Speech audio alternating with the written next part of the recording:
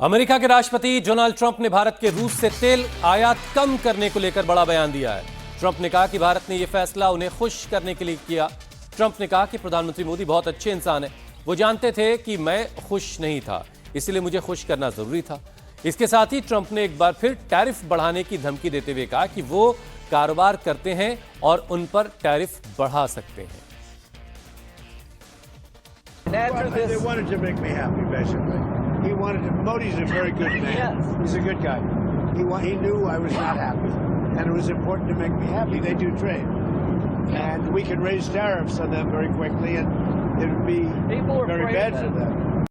अमेरिकी राष्ट्रपति Donald Trump ने एक बार फिर से वेनेजुएला को धमकी दी है। ट्रंप ने वेनेजुएला की कार्यवाहक राष्ट्रपति डेल्सी रॉड्रिग्स को धमकाते हुए कहा है कि अगर उन्होंने अमेरिका की बात नहीं मानी तो उनका हश्र भी मादुरो से बुरा हो सकता है। ट्रंप का यह बयान डेल्सी रॉड्रिग्स के कार्यवाहक राष्ट्रपति बनाए जाने के 24 घंटे के अंदर आया। ट्रंप ने कहा कि अगर वो सही से काम नहीं करती हैं तो उन्हें बड़ी कीमत चुकानी पड़ेगी, शायद मादुरो से भी ज्यादा। अगर वो वही काम करती हैं जो हम चाहते हैं तो यूएस को वेनेजुएला में सेना तैनात करने की जरूरत नहीं पड़ेगी। वहीं मादुरो की गिरफ्तारी के खिलाफ दुनिया भर में प्रदर्शन हो रहा है। लोग तुरंत मादुरो को रिहा करने की मांग कर रहे हैं। इस बीच आज यूएनएससी में वेनेजुएला में अमेरिकी एक्शन और मादुरो की अवैध गिरफ्तारी के मुद्दे पर इमरजेंसी मीटिंग बुलाई गई है। वेनेजुएला के राष्ट्रपति निकोलस मादुरो को अमेरिका की सबसे बदनाम जेलों में से एक मेट्रोपॉलिटन डिटेंशन सेंटर ब्रुकलिन में रखा गया है, लेकिन उससे पहले न्यूयॉर्क शहर में मादुरो की परेड निकाली गई। आज न्यूयॉर्क की अदालत में मादुरो को पेश भी किया जा सकता है। ब्रुकलिन के मेट्रोपॉलिटन डिटेंशन सेंटर की जेल की हालत इतनी खराब मानी जाती है कि कुछ अमेरिकी जजों ने यहां कैदियों को भेजने तक से इनकार किया था।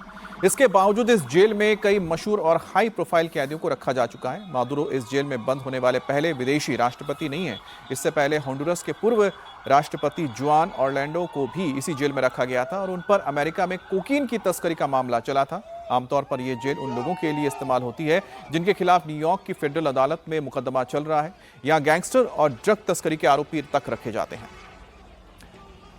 वेनेजुएला के राष्ट्रपति निकोलस मादुरो को जिस मेट्रोपॉलिटन डिटेंशन सेंटर ब्रुकलिन में रखा गया है, उसके बाहर जोरदार प्रदर्शन हो रहा है। लोग अमेरिकी सरकार से मादुरो को तुरंत रिहा करने की मांग कर रहे हैं। लोगों का कहना है कि राष्ट्रपति ट्रंप ने न सिर्फ इंटरनेशनल कानूनों का उल्लंघन किया, बल्कि यूएस कानून का भी उल्लंघन किया है।